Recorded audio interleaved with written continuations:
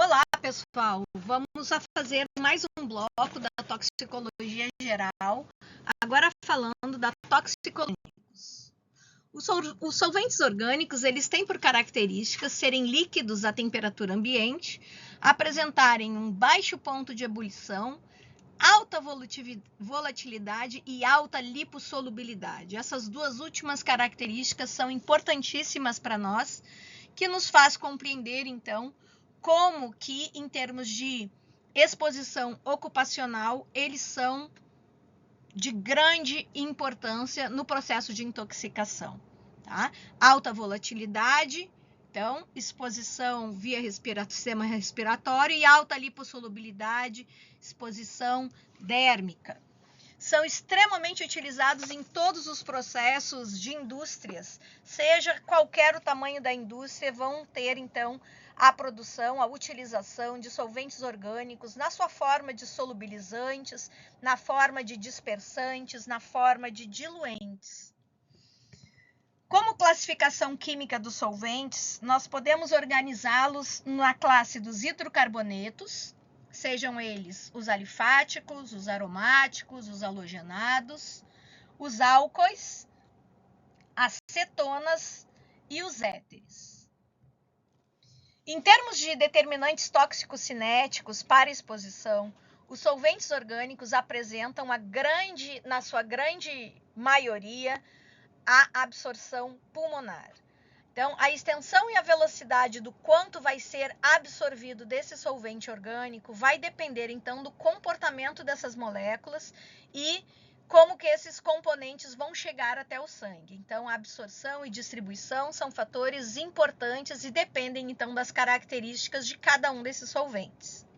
No caso, nós dizemos que é uma absorção inerte quando apenas existe a solubilização desse solvente pelo sangue. E nós dizemos que ele é reativo quando, além dele estar solubilizado no sangue, ele também promove ligações químicas em proteínas ou em macroelementos das nossas células. Mas nós também temos que lembrar que, em função da lipossolubilidade, os solventes orgânicos apresentam uma grande parte de absorção cutânea. Essa absorção vai depender, claro, da espessura da camada de contato, da difusão nessa camada de contato, né? O quanto ela está espalhada, não só na espessura, mas na extensão, na sua área, qual é o gradiente de concentração. Então, como tudo isso passa por difusão, todos aqueles elementos da difusão que a gente viu lá na Biomol vão ter que ser observados. A relação do coeficiente de partição, a constante de permeabilidade e a presença de folículos pilosos e glândulas sebáceas, o que faz com que pessoas do sexo masculino estejam sempre muito mais expostas à absorção cutânea do que as mulheres.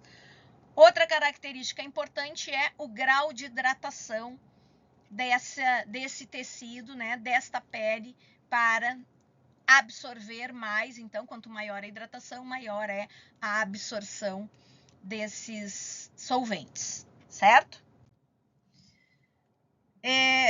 Devemos lembrar também que esses solventes orgânicos, eles estão relacionados também à biotransformação. Diferentemente dos metais, os solventes orgânicos possuem, né, os solventes orgânicos precisam e são ativados pelos CYPs, as enzimas P450, principalmente hepáticas. Mas como a maior parte da exposição se dá por via aérea, não devemos nunca esquecer que todos os tecidos, não só o hepático, possuem capacidade de bioativação.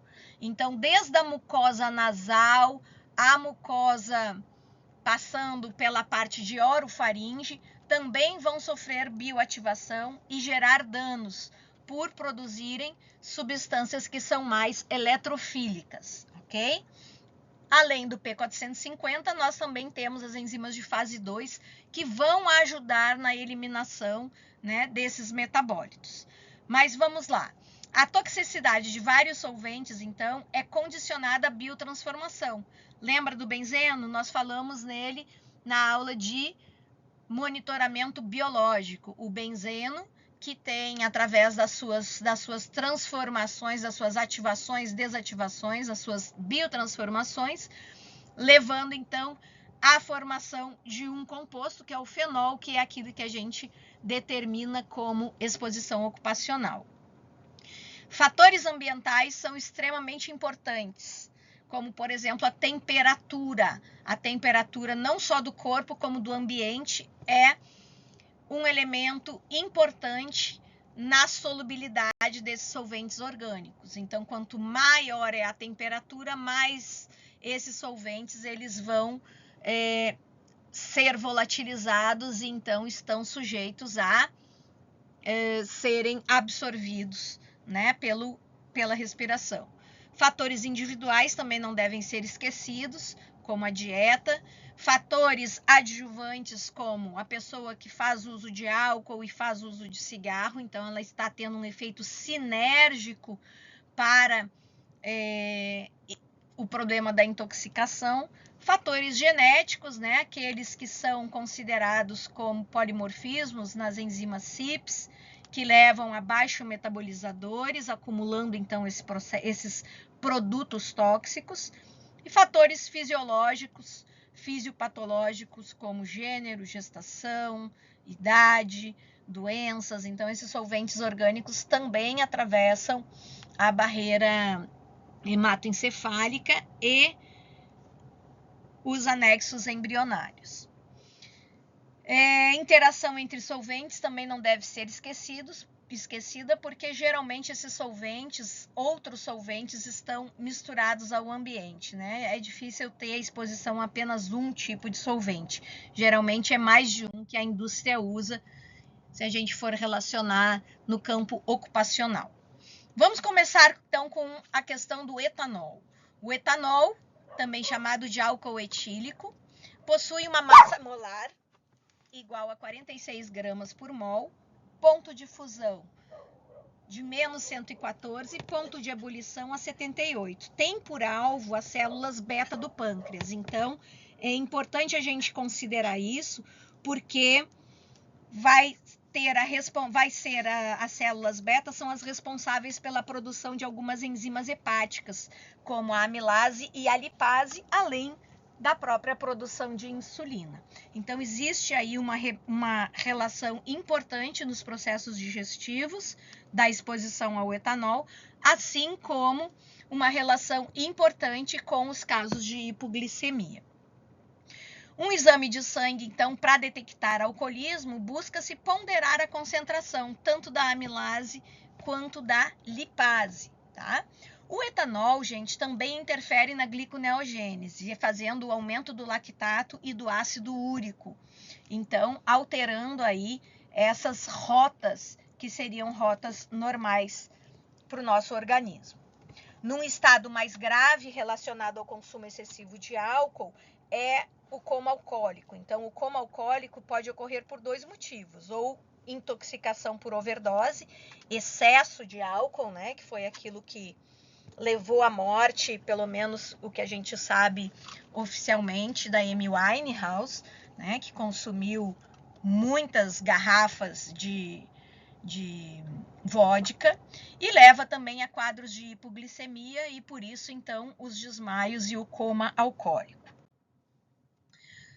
Existem alguns fatores que facilitam a absorção do álcool pelas células. Por exemplo, o etanol ele tem uma alta solubilidade em água e também em lipídios, como essa característica dos solventes orgânicos. No jejum, então, se a pessoa está com estômago vazio, essa absorção se faz entre 15 e 20 minutos e se torna disponibilizada, né, na cinética para todo o nosso corpo, principalmente afetando o cérebro. Apenas 10% do álcool é eliminado na sua forma não oxidada e por isso então ela é eliminada via pulmonar, fazendo então com que a gente possa utilizar esse indicativo nos testes de bafômetro, né? Então, imaginem, se apenas 10% não é oxidada, significa dizer que o valor que dá no bafômetro refere-se a apenas 10% da ingesta de álcool por aquele indivíduo. Pensem nisso. No hepatócito, localizado no fígado, é onde ocorre a maior parte dessas atividades, dessas etapas metabólicas. E quais são, então, essas etapas metabólicas, né? Todas elas levam à formação do acetato. Então, quem já fez bioquímica sabe que acetato em excesso leva à acidose metabólica. Quem lembrou, muito bem. O acetaldeído, então, uma das vias, né? O acetaldeído, ele é convertido em acetato por meio da aldeído desidrogenase no fígado. Essa é a principal via, tá? Mas também existem outros sistemas, como o sistema microssômico de oxidação do etanol, também chamado de MEOS. A MEOS, então, desnatura 20% do álcool ingerido na sua forma excessiva. Este processo, então, acontece lá no REL, no retículo endoplasmático liso do hepatócito, com um pH bastante específico. O cofator para esse sistema microssômico é o NADPH, a nicotinamida adenina dinucleotídeo fosfato hidrogenado, que vai interagir com um citocromo específico, que nesse caso é o 3E1, formando também, no final da reação, das reações, porque é uma série, o acetato.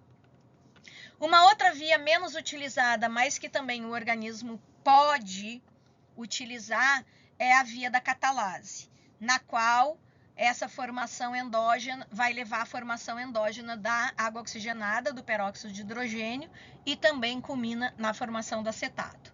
Percebam que as três vias levam a isso e que isso, então, colabora para as respostas de acidose metabólica, que a gente sabe muito bem, né? Os sinais, né? O vômito, os desmaios. O pico da concentração desse etanol, então, ele é atingido, né, dependendo se está em jejum ou não, em jejum menos tempo, claro, mas se a pessoa está alimentada, entre 30 e 120 minutos após a ingesta. Essa concentração é sempre medida em milimol por litro.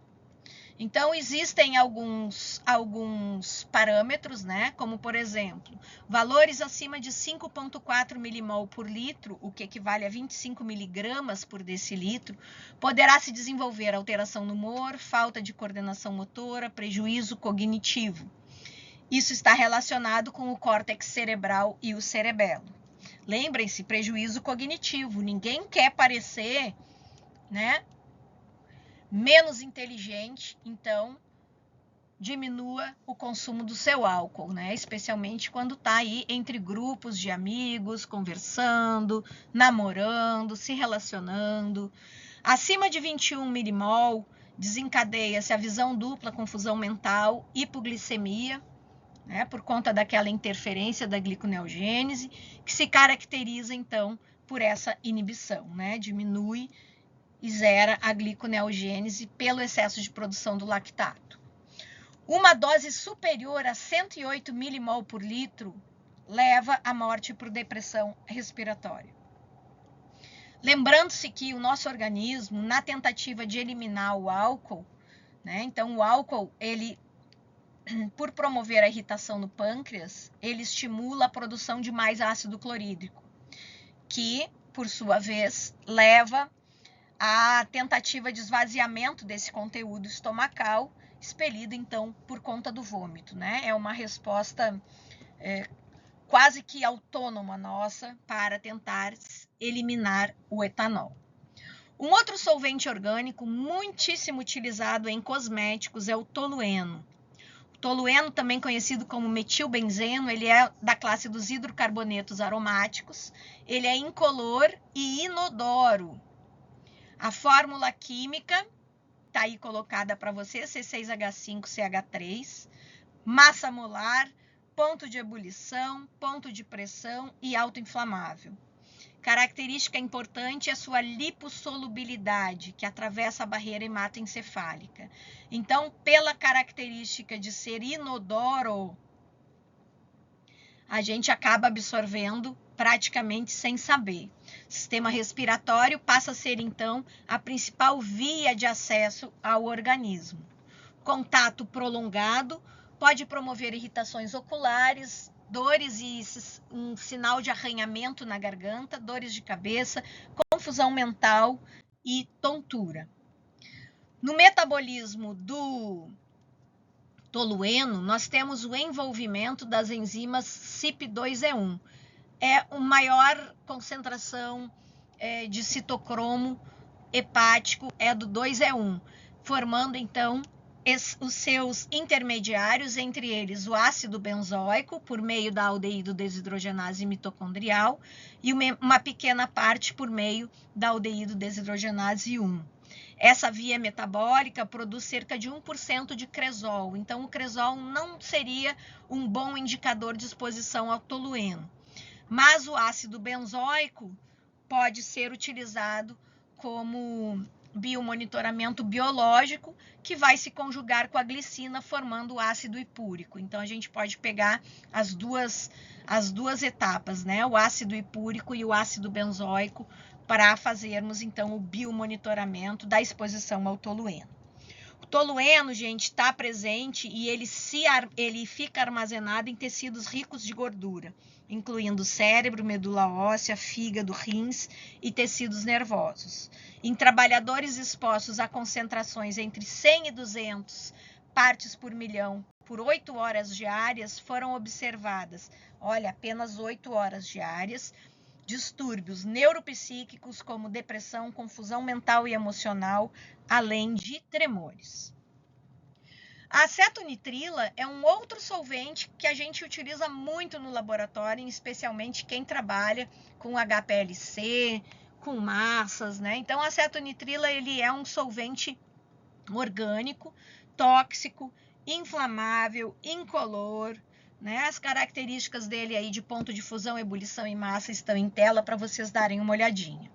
Ele é extremamente utilizado, então, na purificação de reagentes e também na extração de agrotóxicos. Muito solúvel em água, né? Então, por isso ele consegue ser um solvente de característica polar, que separa muito bem os compostos orgânicos, com exceção aos alcanos. Aspirar, inalar ou absorver pode ser fatal se não tivermos os primeiros socorros imediatos.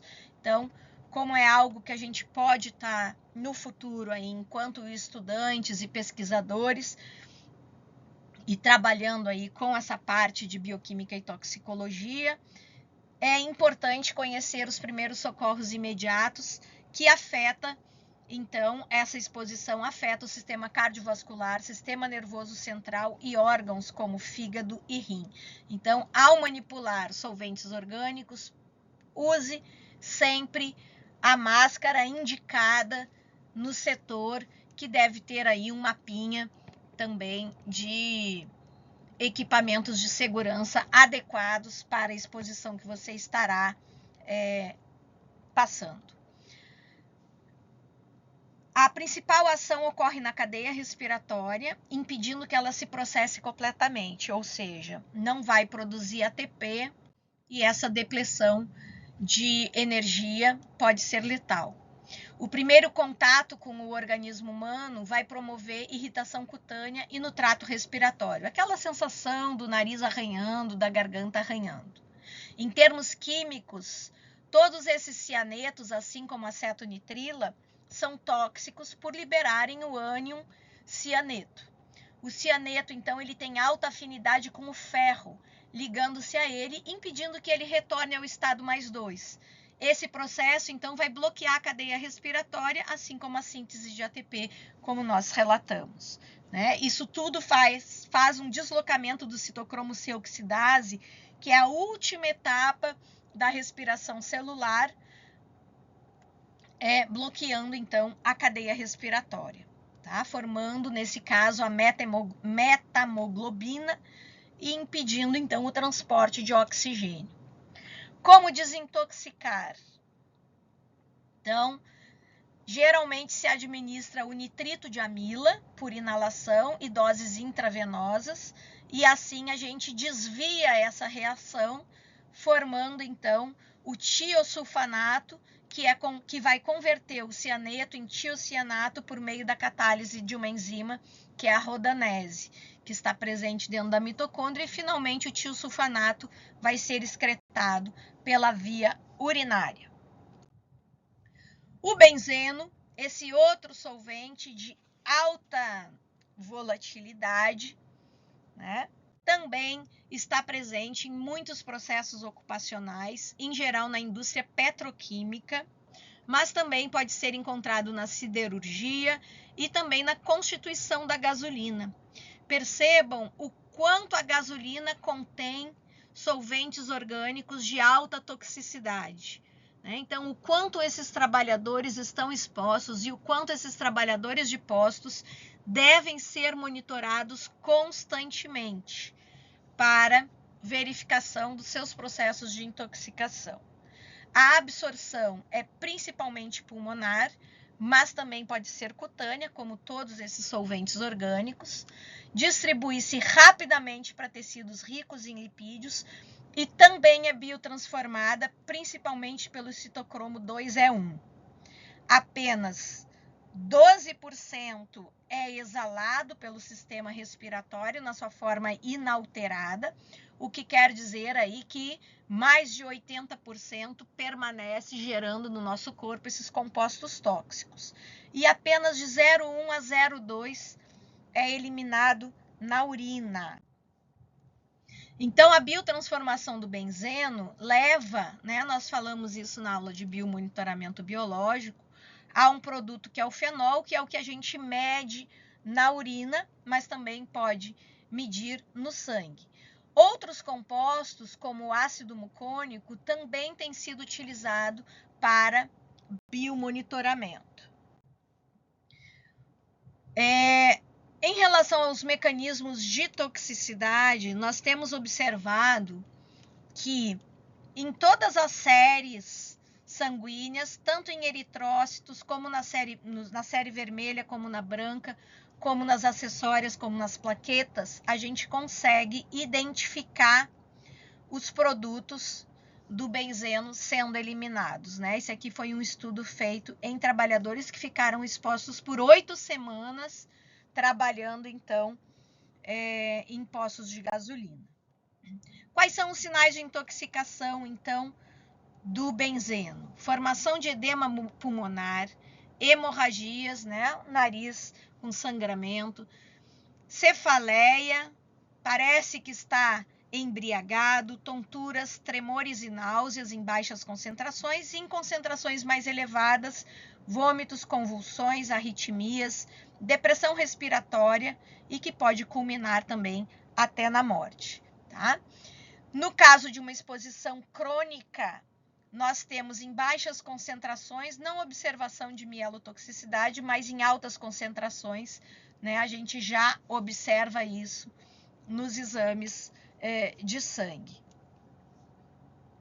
Pode culminar, inclusive, com o desenvolvimento de câncer em órgãos que são chaves. Para isso, então, a monitorização se faz necessária. Observem nessa tabela que cada país tem um limite para quem trabalha até 8 horas exposto a isto, É claro que quem trabalha em posto de gasolina, por exemplo, não vai fazer ao final do seu trabalho o quanto ele está com esse produto, Aqui no Brasil, infelizmente, eu acho que nenhum país do mundo diariamente se faz essa avaliação, mas acredito que mensalmente, sim. Observem que no Brasil a gente trabalha com taxas próximas, então, ao que a Europa também trabalha, e que outros países têm até regras muito mais rígidas, para esses riscos de essa monitorização de pessoas que trabalham com esse benzeno, que são expostas ao benzeno. Tá?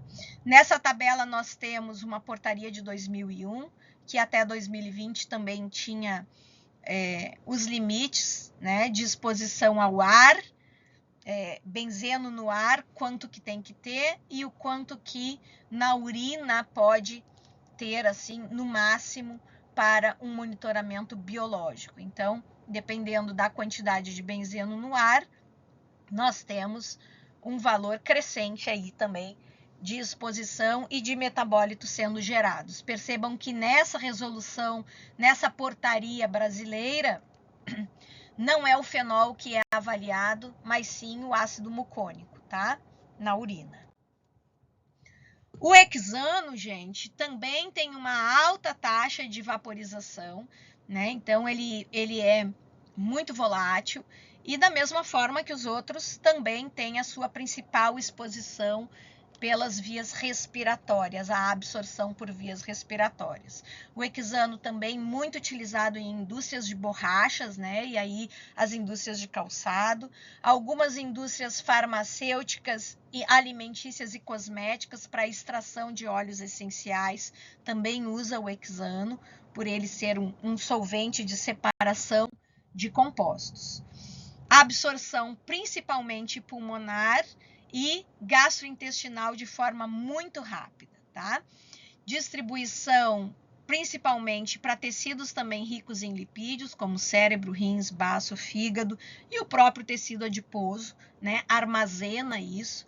Então, trabalhadores que são mais obesos absorverão muito mais e biotransformarão esses compostos.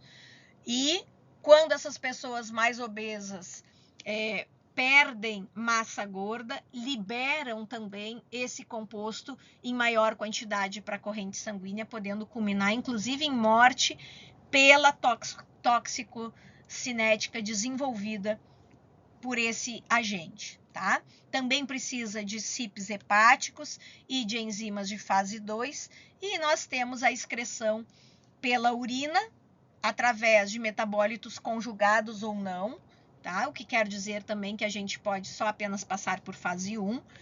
E nós temos a excreção pulmonar em até 20% desse produto na sua forma inalterada, ou seja, sem conjugação, sem ser por biotransformação, tá? Esse produto, então, o hexano, ele sofre essa biotransformação e forma cetocompostos que leva também a questões de acidose metabólica, tendo por características de sua exposição aguda, irritação das vias respiratórias, náuseas, tonturas, cefaleias, sinais de anestesias e euforia. Em relação à exposição crônica, ele promove neurotoxicidade periférica, infertilidade ao longo dos anos, doenças neurodegenerativas, efeitos hematotóxicos importantes como indução de leucemias e câncer. O limite de exposição, né, trabalhado aí para esse produto, varia de país para país, né? No caso do Brasil, 5 miligramas por grama conjugado à creatinina, e o metabólito avaliado é a 2,5-hexanediona, que é um produto que vai ser liberado na urina depois da exposição de CYPs e da conjugação de enzimas de fase 2. Se eu quiser ver no sangue, também eu tenho para avaliar o 2-enanol ou o N-hexano, também como monitorização da exposição do hexano, certo? Apresentei então para vocês os principais, né, aquilo que está mais presente aí em relação à exposição ocupacional. Espero que tenham gostado. Aproveitem para fazer uma pesquisa maior, né, e aumentar o seu grau de conhecimento em relação à exposição a solventes orgânicos. Fique atento ao uso nos laboratórios e use sempre os equipamentos de proteção. Beijo grande a todos, todas e todes, e até a nossa próxima aula.